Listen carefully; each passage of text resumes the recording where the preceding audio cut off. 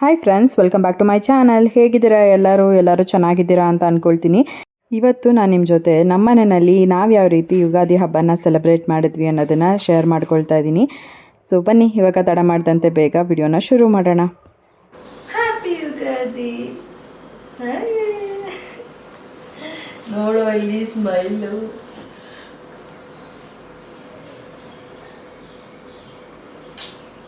ಇವತ್ತು ಯುಗಾದಿ ಹಬ್ಬ. ಇವತ್ತು ಫಸ್ಟ್ ಯುಗಾದಿ. ಯಾರಿಗೆ? ನನ್ನ ಕಂದಾಗ. ಹ್ಯಾಪಿ ಯುಗಾದಿ ಅಪ್ಪು. ಹೇಳು ಮಮ್ಮಿಗೆ happy Ugadi. Happy Ugadi. Happy happy happy happy.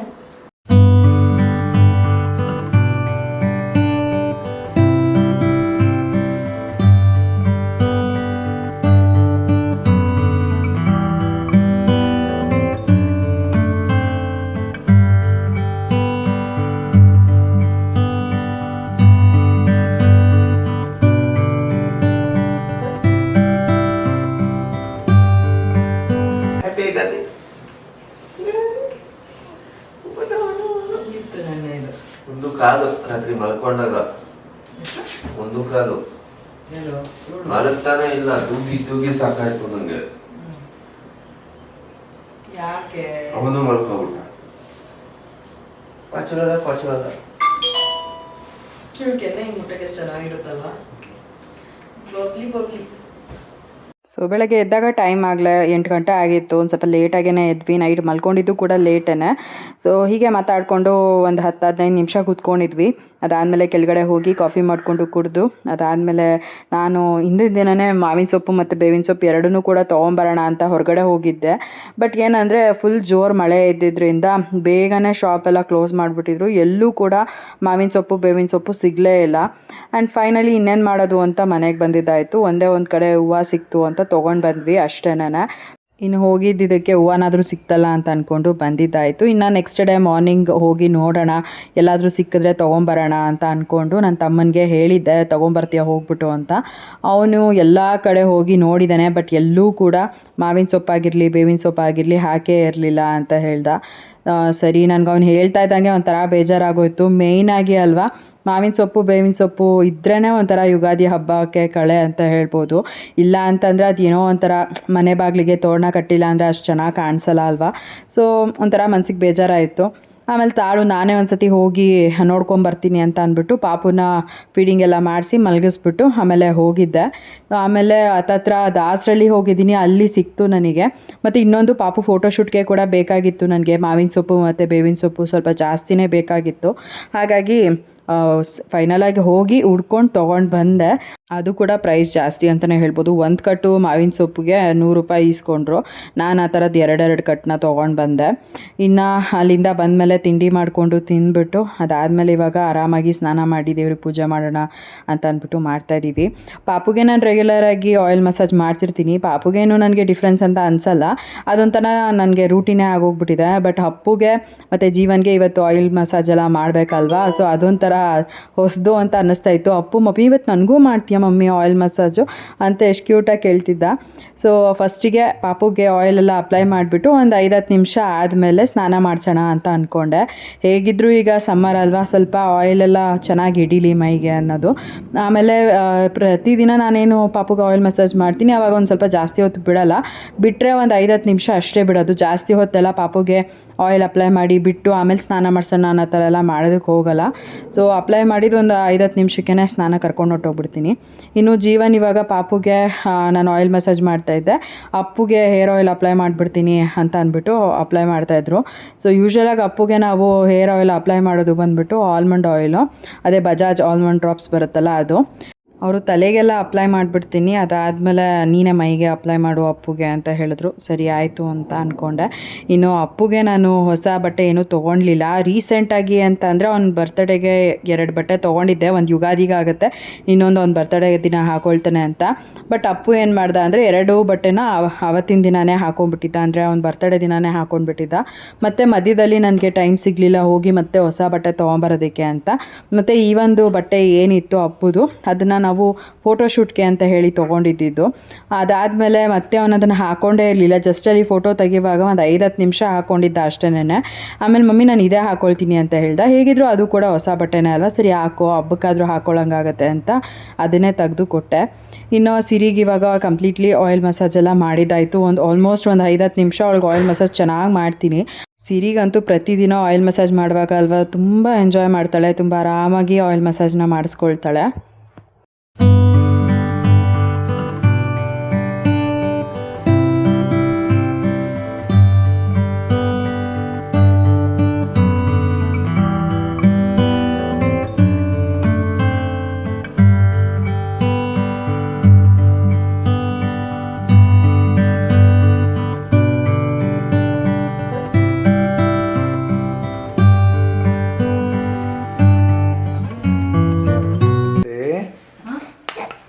Door open ಆಗತ್ತೇನ್ರಿ?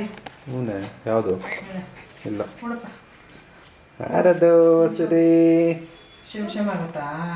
Hi terrace ಮೇಲೆ ನಿಂಚೋಗು, ಬಿಸಿಲಿಗೆ 5 ಮಿನಿಟ್ಸ್ ನಿಂಚೋಗ, ಹೋಗು, ಬೇಗ ಡ್ರೈ ಆಗೋಗುತ್ತೆ. ಚೆನ್ನಾಗಿ ಮಾಡ್ಸೋಣ, ಸಾಫ್ಟ್ ಆಗುತ್ತೆ ಸ್ಕಿನ್ ಅಂತ. ಅವನಾ ಆಗುತ್ತಲ್ಲ. ಇನ್ನು ಅಪ್ಪುಗೆ ಮತ್ತು ಸಿರಿ ಇಬ್ರಿಗೂ ಕೂಡ ಆಯಿಲ್ ಮಸಾಜ್ ಮಾಡಿದ್ದಾಯಿತು. ಇವಾಗ ಜೀವನಿಗೆ ಹೇರ್ ಆಯಿಲ್ ಅಪ್ಲೈ ಮಾಡ್ತಾಯಿದ್ದೀನಿ. ಅವರು ಬಾಡಿಗೆಲ್ಲ ಯೂಶ್ವಲಾಗಿ ಏನು ಅಪ್ಲೈ ಮಾಡಿಸ್ಕೊಳ್ಳಲ್ಲ, ಬರೀ ಹೇರ್ ಆಯಿಲ್ ಅಷ್ಟೇ ಅಪ್ಲೈ ಮಾಡಿಸ್ಕೊಳ್ತಾರೆ. ಮತ್ತು ಮುಖಕ್ಕೆ, ಕೈಗೆ, ಕಾಲಿಗೆ ಹಚ್ಕೊಳ್ತಾರೆ ಅಷ್ಟೇ. ಇನ್ನು ಬಾಡಿಗೆಲ್ಲ ಏನು ಅಪ್ಲೈ ಮಾಡ್ಕೊಳ್ಳಲ್ಲ. ಸೊ ಅಪ್ಲೈ ಮಾಡಿಬಿಟ್ಟು ಅದಾದಮೇಲೆ ನಾನು ಸಿರಿನ ಕರ್ಕೊಂಡು ಸ್ನಾನ ಮಾಡಿಸೋದಕ್ಕೆ ಅಂತ ಹೋದೆ. ಇನ್ನು ನಾನು ಕೂಡ ಪ್ರತಿ ವರ್ಷವೂ ನಾನು ಜಸ್ಟು ಫೇಸ್ಗೆ, ಕೈಗೆ, ಕಾಲಿಗೆ ಅಷ್ಟೇ ಆಯಿಲ್ ಅಪ್ಲೈ ಮಾಡಿಕೊಂಡು ಒಂದು ಸ್ವಲ್ಪ ಮಸಾಜ್ ಮಾಡ್ಕೊಳ್ಳೋದು. ಸೊ ಅದೇ ರೀತಿಯಾಗೇ ಮಾಡಿಕೊಂಡೆ. ಆಮೇಲೆ ಪಾಪುಗೆ ಕರ್ಕೊಂಡೋಗಿ ಸ್ನಾನ ಮಾಡಿಸಿದ್ದಾಗಿದ್ಮೇಲೆ ಜೀವನ್ಗೆ ಕೊಟ್ಟೆ. ಅವರೇ ಎಲ್ಲ ಮೈ ಒರೆಸಿ ಕ್ರೀಮೆಲ್ಲ ಅಪ್ಲೈ ಮಾಡಿ ಡ್ರೆಸ್ ಎಲ್ಲ ಹಾಕ್ತಾರೆ. ಇನ್ನು ಅಷ್ಟೊತ್ತಿಗೆ ನಾನು ಅಪ್ಪುಗೆ ಕೂಡ ಸ್ನಾನ ಮಾಡಿಸ್ಕೊಂಡು ಬಂದ್ಬಿಡ್ಬೋದು ಅಂತ ಅಪ್ಪುಗೆ ಕೂಡ ಸ್ನಾನ ಮಾಡಿಸ್ಕೊಂಡು ಬಂದಿದ್ದಾಯಿತು. ಇನ್ನು ಸಿರಿಗಂತೂ ಫುಲ್ಲು ನಿದ್ದೆ ಬರ್ತಾ ಇರುತ್ತೆ. ಸ್ನಾನ ಮಾಡಿಸ್ಕೊಂಡು ಬಂದಿದ್ದ ತಕ್ಷಣ ಕ್ರೀಮ್ ಅಪ್ಲೈ ಮಾಡಿ ಬಟ್ಟೆ ಹಾಕಿಬಿಟ್ಟು ಜೋಕಾಲಿಲಿ ಹಾಕಿ ಒಂದು 2-3 ಸತಿ ತೂಗಿದ ತಕ್ಷಣ ಫುಲ್ ನಿದ್ದೆ ಮಾಡಿಬಿಡ್ತಾಳೆ. ಆಲ್ಮೋಸ್ಟ್ 1 ಅವರ್ ತನಕ ನಿದ್ದೆ ಮಾಡ್ತಾಳೆ.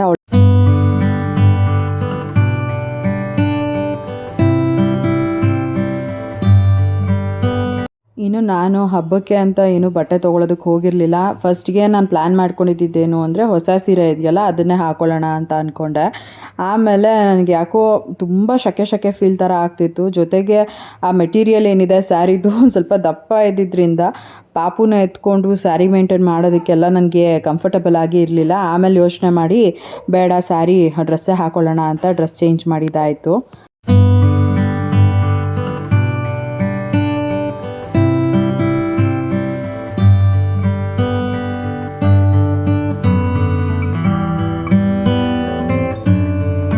ಪಾಪು ಮಲ್ಕೊಳ್ಳೋವಾಗ ಬೇರೆ ಡ್ರೆಸ್ನ ಹಾಕಿದ್ದೆ, ಅವಳಿಗೂ ಕೂಡ ಕಂಫರ್ಟಬಲ್ ಆಗಿ ಇರಲಿ, ಆರಾಮಾಗಿ ನಿದ್ದೆ ಮಾಡಲಿ ಅಂತ. ಸೊ ಅವಳು ಎದ್ದ ಮೇಲೆ ಈ ಒಂದು ಹೊಸ ಫ್ರಾಕ್ನ ಹಾಕ್ತಾಯಿದ್ದೀನಿ. ಸೊ ಎಷ್ಟು ಕ್ಯೂಟಾಗಿ ಕಾಣಿಸ್ತಾ ಇದ್ಲು ಅಂತ ಅಂದರೆ ಆ ವೈಟ್ ಫ್ರಾಕಲ್ಲಿ ಆ ಹೇರ್ ಬ್ಯಾಂಡ್ ಹಾಕ್ಕೊಂಡಂತೂ ತುಂಬ ಮುದ್ದಾಗಿ ಕಾಣಿಸ್ತಾ ಇದ್ಲು. ನನಗಂತೂ ಹೋಗಿ ಬಂದು ಮುದ್ದು ಕೊಡ್ತಾ ಇದ್ದೆ ನನ್ನ ಮಗಳಿಗೆ. ಸೊ ದೃಷ್ಟಿನೇ ಆಗೋಗ್ಬಿಟ್ಟಿತ್ತು ಅಂತ ಅನಿಸುತ್ತೆ. ಅಷ್ಟು ತೆಗ್ದಿದ ತಕ್ಷಣ ಪಟಪಟ ಅಂತ ಕೈಯಲ್ಲಿ ನೆಟ್ಗೆ ಬರ್ತಾಯಿತ್ತು. ಸಿರಿ ಹೇಗೆ ಕಾಣಿಸ್ತಾ ಇದ್ದಾಳೆ ಅಂತ ಕಮೆಂಟ್ ಮಾಡಿ ತಿಳಿಸಿ, ಓಕೆನಾ?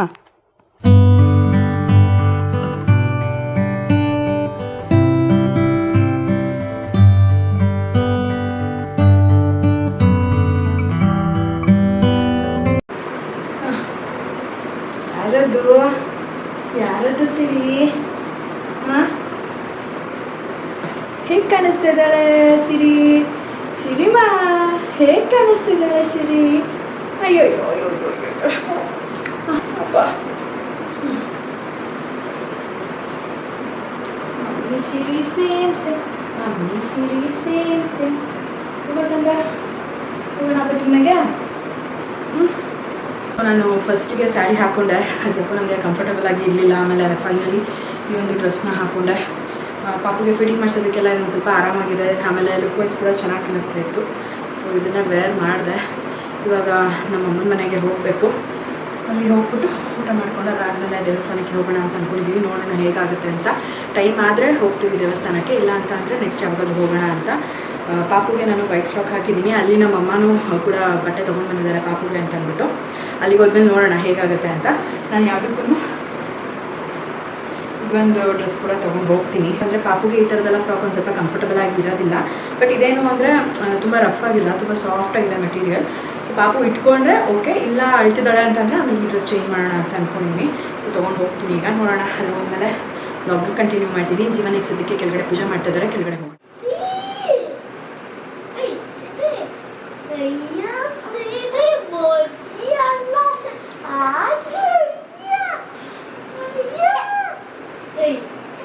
ಚೆನ್ನಾಗಿದ್ಯಾ?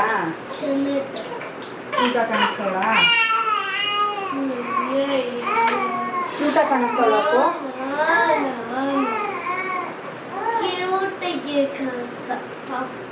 ಅಪ್ಪು ಅಂತೂ ಸಿರಿನ ಯಾವುದಾದ್ರೂ ಹೊಸ ಬಟ್ಟೆಲಿ ನೋಡಿದ್ರೆ ಅವ್ನು ಬಂದು ಮುದ್ದು ಮಾಡೋದೇ ಈ ಥರ. ಆ್ಯಂಡ್ ಅವ್ನು ತುಂಬ ಖುಷಿ ಪಡ್ತಾನೆ, ತುಂಬ ಕ್ಯೂಟಾಗಿ ಕಾಣಿಸ್ತಿದೆಯಾ ಸಿರಿ ಅಂತ ಎಷ್ಟು ಸರಿ ಹೇಳ್ತಾನೆ ಇರ್ತಾನೆ. ಸೊ ಇವಾಗ ನೋಡ್ಬೋದು ಅವಳದು ಶಾರ್ಟ್ ಸೈಡಲ್ಲಿ ಹಾಕಿದ್ದೆ, ಅದನ್ನು ನೋಡಿಬಿಟ್ಟು ತಗೋ ಸಿರಿ ಹಾಕೋ ಅಂತ ಅಂದ್ಬಿಟ್ಟು ಅವನೇ ಹಾಕ್ತಾಯಿದ್ದಾನೆ. ಇವಾಗ ಪಾಪನ ಕರ್ಕೊಂಡು ಕೆಳಗಡೆ ಹೋಗ್ತೀನಿ. ಅದಾದಮೇಲೆ ಪೂಜೆ ಕೂಡ ಮಾಡಿ ಆಮೇಲೆ ಅಮ್ಮನ ಮನೆಗೆ ಹೋಗೋಣ ಅಂತ.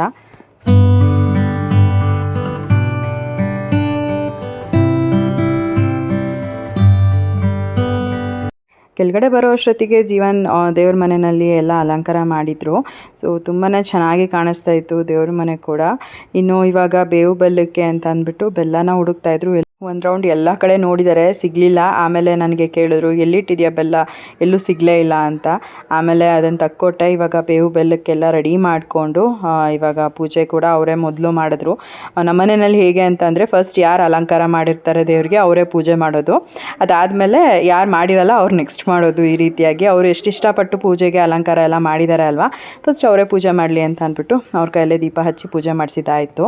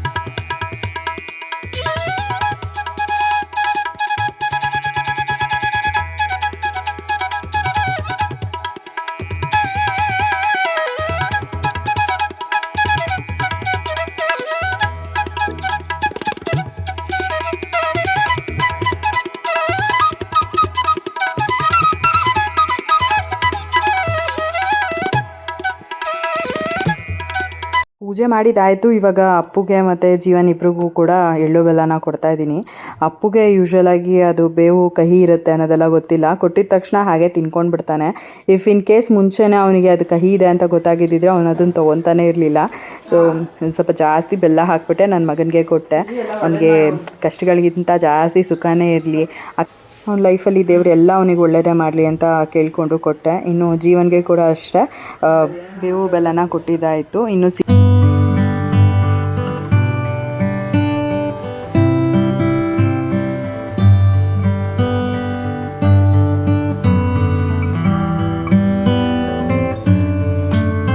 ಮಾಡಿ ಆಯಿತು. ಇವಾಗ ಅಮ್ಮನ ಮನೆಗೆ ಹೋಗ್ತಾ ಇದ್ದೀವಿ. ಅಲ್ಲಿಂದ ಆದರೆ ದೇವಸ್ಥಾನಕ್ಕೆ ಹೋಗೋಣ. ನನ್ನ ಮಗಳು ಅಂತೂ ಎಷ್ಟು ಚೆನ್ನಾಗಿ ಕಾಣಿಸ್ತಿದ್ದಾಳೆ ಗೊತ್ತಾ, ಅವಳೆ ಪ್ರಿನ್ಸಸ್ ಥರ ಕಾಣಿಸ್ತಿದ್ದಾಳೆ. ಆವಾಗಲಿಂದ ಒಂದಷ್ಟು ಫೋಟೋಸ್ನ ತಗೊಂಡೆ ನಾನು, ಅಲ್ವಾ? ಕ್ಯೂಟಿ ಥರ ಕಾಣಿಸ್ತಾಳೆ, ಕ್ಯೂಟಿ ಥರ.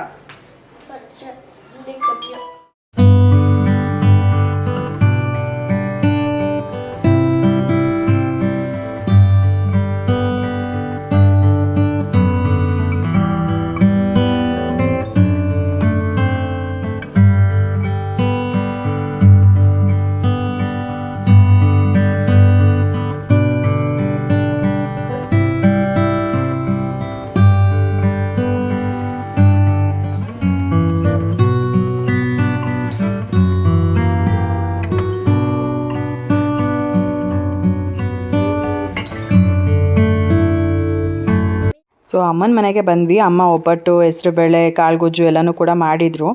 ನಮ್ಮ ಮನೆಯಲ್ಲಿ ನಾನು ಏನೂ ಹಬ್ಬದ ಅಡುಗೆ ಅಂತ ಮಾಡಿಲ್ಲ. ಅಮ್ಮ ಅಲ್ಲಿಗೆ ಬರೋದಕ್ಕೆ ಹೇಳಿದ್ರಲ್ವ, ಸೊ ಹಾಗಾಗಿ ಅಮ್ಮನ ಮನೆಗೇ ಹೋಗಿದ್ವಿ ಹಬ್ಬಕ್ಕೆ ಅಂತ.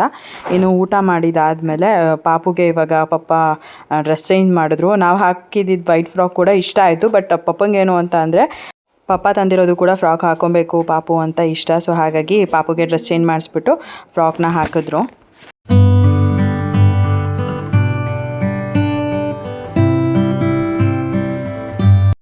ಪ್ರಿಯಾಂಕಾ, ಮಂಜು ಅವರು ಮತ್ತು ಲಕ್ಕಿ ಎಲ್ಲರೂ ಬಂದಿದ್ದರು.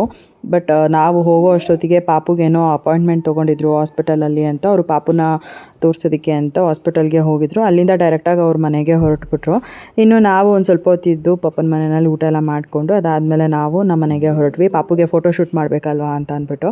ಇನ್ನು ಮನೆಗೆ ಬಂದಮೇಲೆ ನಾನೇನು ಜಾಸ್ತಿ ವ್ಲಾಗ್ ಮಾಡ್ಕೊಳ್ಳೋಕ್ಕಾಗಲಿಲ್ಲ. ಡೈರೆಕ್ಟಾಗಿ ನಾನು ಪಾಪು ಫೋಟೋಶೂಟ್ಗೆ ಏನೆಲ್ಲ ರೆಡಿ ಮಾಡ್ಕೋಬೇಕು ಎಲ್ಲನೂ ಕೂಡ ಮಾಡ್ಕೊಳ್ತಾ ಇದ್ದೆ. ಯುಗಾದಿ ಹಬ್ಬ ಆಗಿರೋದ್ರಿಂದ ಮಾವಿನ ಸೊಪ್ಪು, ಬೇವಿನ ಸೊಪ್ಪು ಇದೆಲ್ಲ ಅಂತೂ ಚೆನ್ನಾಗೇ ಸಿಗುತ್ತೆ. ಬಟ್ ಹಿಂದಿನ ದಿನವೇ ಹೋಗಿದ್ದಿದ್ರೆ ಒಂದು ಸ್ವಲ್ಪ ಕಡಿಮೆ ಪ್ರೈಸಲ್ಲೇ ಸಿಗ್ತಿತ್ತು. ಬಟ್ ನಾನು ಬೆಳಗ್ಗೆ ಹೋಗಿ ತೊಗೊಂಬಂದಿದ್ದಲ್ವ, ಅದರಲ್ಲೂ ಎಲ್ಲೂ ಕೂಡ ಮಾವಿನ ಸೊಪ್ಪು, ಬೇವಿನ ಸೊಪ್ಪು ಸಿಗ್ತಾನೇ ಇರಲಿಲ್ಲ. ಆಲ್ಮೋಸ್ಟ್ ದಾಸರಳ್ಳಿ ತನಕನೂ ಹೋಗಿದ್ದೀನಿ. ಅಲ್ಲಿಗೆ ಹೋಗಿದ್ರೂ ಕೂಡ ಎಲ್ಲೂ ಇರಲಿಲ್ಲ. ಕೊನೆಗೆ ಒಂದು ಅಜ್ಜಿ ಹತ್ತತ್ರ ದಾಸರಳ್ಳಿ ಮೆಟ್ರೋ ಸ್ಟೇಷನ್ ಹತ್ರ ಮಾರ್ತಾಯಿದ್ರು. ಸೊ ಅಲ್ಲಿ ಹೋಗಿ ತೊಗೊಂಬಂದೆ. ಅವ್ರು ಹೆಂಗೆ ಅಂತ ಅಂದರೆ ತುಂಬ ಜನ ಫಸ್ಟ್ ಆಫ್ ಆಲ್ ಇದ್ದರು. ಮತ್ತು ಮಾವಿನ ಸೊಪ್ಪೆಲ್ಲ ಕೆಳಗಡೆ ಇಟ್ಬಿಟ್ಟಿದ್ರು. ನಾನೇನು ಅಂದರೆ ಕೆಳಗಡೆ ಇಟ್ಟಿದ್ದಾರಲ್ಲ ಅಂತ ಅಂದ್ಬಿಟ್ಟು ಎಷ್ಟೆಷ್ಟು ಬೇಕೋ ಅಷ್ಟು ನೋಡ್ಕೊಂಡು ತೊಗೊಂಡು ಕೈಯಲ್ಲಿ ಇಟ್ಕೊಂಬಿಟ್ಟಿದ್ದೆ ಎಷ್ಟಾಗುತ್ತೆ ಇದಕ್ಕೆ ಅಂತ. ಆಮೇಲೆ ಅವ್ರು ನೋಡಿದ್ರೆ 100 ರೂಪಾಯಿ ಅಂತ ಹೇಳಿದ್ರು. ಇಷ್ಟಕ್ಕೆ 100 ರೂಪಾಯಿ ಅಂತ ಅಂದ್ಬಿಟ್ಟು ಕೊನೆಗೆ ಇನ್ನು ಬಾರ್ಗೇನ್ ಮಾಡಿದ್ರೆ ಸಿಕ್ಕೋದು ಸಿಕ್ಕಲ್ಲ ಅಂತ ಅಂದ್ಬಿಟ್ಟು 100 ರೂಪಾಯಿ ತೊಗೊಂಡು ಬಂದೆ. ಇನ್ನು ಬೇವಿನ ಸೊಪ್ಪು ಕೂಡ ಅಷ್ಟೇ 100 ರೂಪಾಯಿ ಅಂತ ಹೇಳಿದ್ರು. ಸರಿ ಅಂತ ಅದನ್ನು ತೊಗೊಂಬಂದಿದ್ದಾಯಿತು. ಸೊ 200 ರೂಪಾಯಿಗೆ ಮಾವಿನ ಸೊಪ್ಪು, ಬೇವಿನ ಸೊಪ್ಪು ಇವತ್ತು ತೊಗೊಂಡು ಬಂದಿದ್ದೀನಿ. ಇನ್ನು ಅಲ್ಲೇ ಮಾವಿನಕಾಯಿ ಕೂಡ ಮಾರ್ತಾಯಿದ್ರು ಅಂತ ಅಂದ್ಬಿಟ್ಟು ತೋತಾಪುರಿ ಮಾವಿನಕಾಯಿನ 1 kg ತೊಗೊಂಡೆ. ಅದಕ್ಕೆ 160 ರೂಪಾಯಿನೋ ಇಸ್ಕೊಂಡ್ರು. ಪರವಾಗಿಲ್ಲ, ಫೋಟೋಶೂಟ್ಗೆ ಇದೆಲ್ಲ ಇದ್ದರೆ ಚೆನ್ನಾಗಿ ಕಾಣಿಸುತ್ತೆ ಅಂತ ಅಂದ್ಬಿಟ್ಟು ನಾನು ಅಲ್ಲಿ ಏನೂ ಬಾರ್ಗೇನ್ ಮಾಡೋಕ್ಕೆ ಹೋಗಲಿಲ್ಲ. ಎಷ್ಟು ಹೇಳ್ತಾರೋ ಅಷ್ಟು ಕೊಟ್ಬಿಟ್ಟು ತೊಗೊಂಡು ಬಂದೆ.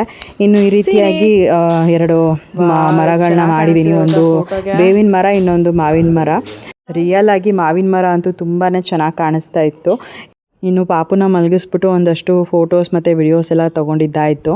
ಪಾಪು ಅಂತೂ ತುಂಬಾ ಚೆನ್ನಾಗಿ ಫೋಟೋಸ್ ಎಲ್ಲ ತೆಗೆಸ್ಕೊಂಡ್ಲು. ತುಂಬ ಕ್ಯೂಟಾಗಿ ಬಂದಿದೆ. ಎಲ್ಲನೂ ಕೂಡ ನಾನು ನಿಮ್ಮ ಜೊತೆ ಶೇರ್ ಮಾಡ್ಕೊಳ್ತೀನಿ, ನೋಡ್ಬೋದು.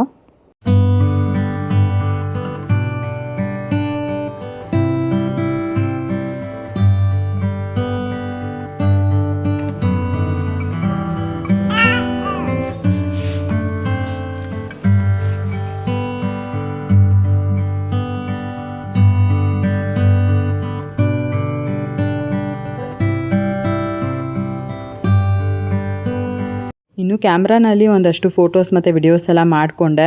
ಮೊಬೈಲ್ನಲ್ಲಿ ಕೂಡ ಒಂದಷ್ಟು ಫೋಟೋಸ್ನೆಲ್ಲ ತೆಗೆದಿದ್ದಾಯಿತು. ಯಾಕೆಂತಂದರೆ ಯೂಶ್ವಲಾಗಿ ನಾನು ಕ್ಯಾಮ್ರಾಯಿಂದ ಮೊಬೈಲ್ಗೆ ಟ್ರಾನ್ಸ್ಫರ್ ಮಾಡ್ಕೊಳ್ಳೋದ್ರಲ್ಲೇ ಒಂದು ಸ್ವಲ್ಪ ಲೇಸಿ ಅಂತ ಹೇಳ್ಬೋದು. ಒಂದು ಸ್ವಲ್ಪ ಫೋಟೋಸ್ ಮೊಬೈಲ್ನಲ್ಲಿ ಇತ್ತು ಅಂತಂದರೆ ನಾನು ವಾಟ್ಸಪ್ ಸ್ಟೇಟಸ್ಗೆಲ್ಲ ಹಾಕ್ಬೋದು ಅಂತ ಅಂದ್ಬಿಟ್ಟು ಆಮೇಲೆ ಮೊಬೈಲ್ನಲ್ಲಿ ಕೂಡ ಒಂದಷ್ಟು ಫೋಟೋಸ್ನ ತೊಗೊಂಡೆ. ಸೊ ಎಷ್ಟು ಚೆನ್ನಾಗಿ ಕಾಣಿಸ್ತಾಯಿತ್ತು ಅಂತಂದರೆ ನನ್ನ ಮಗಳಿಗೆ ಇನ್ನೂ ಒಂದಷ್ಟು ಫೋಟೋಸ್ ತೆಗಿಯೋಣ ಅಲ್ಲಿ ಅನ್ನೋ ಥರ ಅನ್ನಿಸ್ತಾಯಿತ್ತು. ಬಟ್ ಅವಳು ಒಂದೇ ಪೋಸ್ ಕೊಡೋದು, ನಾನೇ ಆ ಕಡೆ ಈ ಕಡೆ ಎಲ್ಲ ಮಾಡಿ ವಿಡಿಯೋಸ್ ತೊಗೋಬೇಕು, ಫೋಟೋಸ್ ತೊಗೋಬೇಕು. ಸೊ ಜೀವನ್ ಕೂಡ ಒಂದಷ್ಟು ಫೋಟೋಸ್ ವಿಡಿಯೋಸ್ ಎಲ್ಲ ತೊಗೊಂಡ್ರು.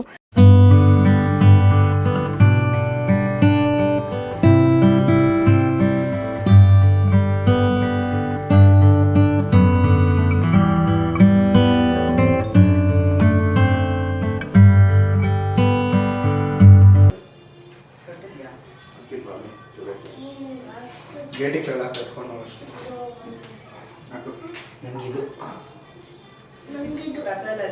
ನನಗಿದು ಅಷ್ಟೇ. ಎಲ್ಲ ಮಮ್ಮಿಗೆ ಥ್ಯಾಂಕ್ ಯು ಅಪ್ಪ. ನನಗೊಂದು ನಿಮಗೊಂದು ತೋತಾಪುರಿ. ಯಾವ ಪೂರಿ? ತೋತಾಪುರಿ. ಇಲ್ಲ ಯಾವ ಪೂರಿ? ತೋತಾಪುರಿ. ಹೋಗೋಣ ಚಪ್ಪ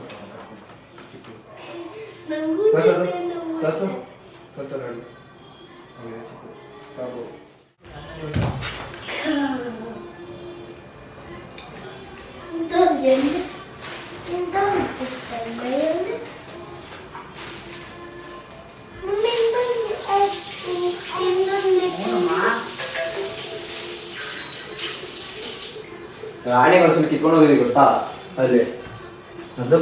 ಅದು ಫುಲ್ ಇದು ಹಣ್ಮಾವಿನಕಾಯಿ, ಉಪ್ಪಿನಕಾಯಿ. ಓ ಕಾಳು ಪುಡಿ ಇದೆ, ತೊಗೊಬನ್ನಿ. ಯಾಕೆ ಇಷ್ಟು ಚಿಕ್ಕ ತಂದಿದ್ಯಪ್ಪು? ಸಾಕು ತಗೋಬಾರ, ಇಷ್ಟು ಚಿಕ್ಕ ತಂದಿದ್ದೆ. ಆಯ್ತಾ ನಡಿಬೇಕು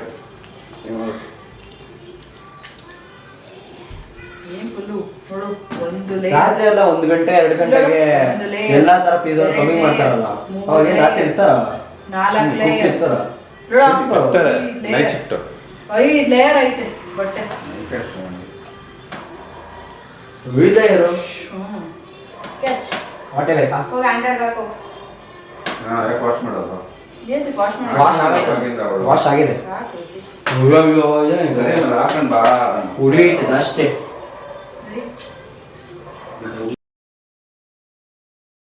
ಸೊ ಯುಗಾದಿ ಹಬ್ಬ ಈ ವರ್ಷ ನಮ್ಮ ಮನೆಯಲ್ಲಿ ತುಂಬಾ ಸಿಂಪಲ್ಲಾಗಿ ಇತ್ತು. ಏನೋ ಹಬ್ಬದ ಅಡುಗೆ ಮಾಡಿಲ್ಲ ಅಲ್ವಾ, ಹಬ್ಬದ ಅಡುಗೆ ಮಾಡಿದ್ರೇ ಒಂಥರ ಯುಗಾದಿ ಹಬ್ಬ ಅಂತ ಹೇಳ್ಬೋದು. ಸೊ ನಮ್ಮ ಮನೆಯಲ್ಲಿ ಏನೂ ಹಬ್ಬದ ಅಡುಗೆ ಮಾಡದಿರೋ ಕಾರಣ ಅದೇನೋ ಒಂಥರ ಫೀಲೇ ಅನಿಸ್ತಾ ಇರಲಿಲ್ಲ ನನಗೆ. ಊಟಕ್ಕೆ ಕೂಡ ಅಮ್ಮನ ಮನೆಗೆ ಹೋಗಿದ್ವಿ ಅಲ್ಲ, ಹಾಗಾಗಿ ಸೊ ಇಷ್ಟೇ ಸಿಂಪಲ್ಲಾಗಿ ಇತ್ತು ಈ ವರ್ಷ ಯುಗಾದಿ ಹಬ್ಬ. ನೆಕ್ಸ್ಟ್ ವರ್ಷ ನನ್ನ ಮಗಳ ಜೊತೆ ಇನ್ನೂ ಚೆನ್ನಾಗಿ ಗ್ರ್ಯಾಂಡಾಗಿ ಸೆಲೆಬ್ರೇಟ್ ಮಾಡೋಣ. ಈ ವರ್ಷ ನನಗೂ ಕೂಡ ಎಲ್ಲ ಅಡುಗೆ ಮಾಡಿಕೊಂಡು ನಿಂತ್ಕೊಂಡು ಎಲ್ಲ ಆಗ್ತಾ ಇರಲಿಲ್ಲ. ಸೊ ಅಮ್ಮನೇ ಮನೆಗೆ ಊಟಕ್ಕೆ ಕರೆದಿದ್ರಲ್ಲ ಅಂತ ಅಲ್ಲೇ ಹೋಗಿದ್ವಿ. ಸೊ ಇವತ್ತಿನ ಈ ಒಂದು ವಿಡಿಯೋನ ಕೂಡ ನಾನು ಇಲ್ಲಿಗೆ ಎಂಡ್ ಮಾಡ್ತೀನಿ. ಇವತ್ತಿನ ಈ ಒಂದು ವಿಡಿಯೋ ನಿಮ್ಗೆ ಇಷ್ಟ ಆಗಿದ್ರೆ ಲೈಕ್ ಮಾಡಿ, ಕಮೆಂಟ್ ಮಾಡಿ, ಶೇರ್ ಮಾಡಿ. ಇನ್ನೂ ಯಾರು ನನ್ನ ಯೂಟ್ಯೂಬ್ ಚಾನಲ್ನ ಸಬ್ಸ್ಕ್ರೈಬ್ ಮಾಡ್ಕೊಳ್ದೇ ನೋಡ್ತಾ ಇದ್ದೀರಾ, ದಯವಿಟ್ಟು ನನ್ನ ಯೂಟ್ಯೂಬ್ ಚಾನಲ್ನ ಸಬ್ಸ್ಕ್ರೈಬ್ ಮಾಡಿಕೊಂಡು ನೋಡಿ. ಸಿಗೋಣ ಮುಂದಿನ ವಿಡಿಯೋನಲ್ಲಿ. Thanks for watching. ಬಾಯ್.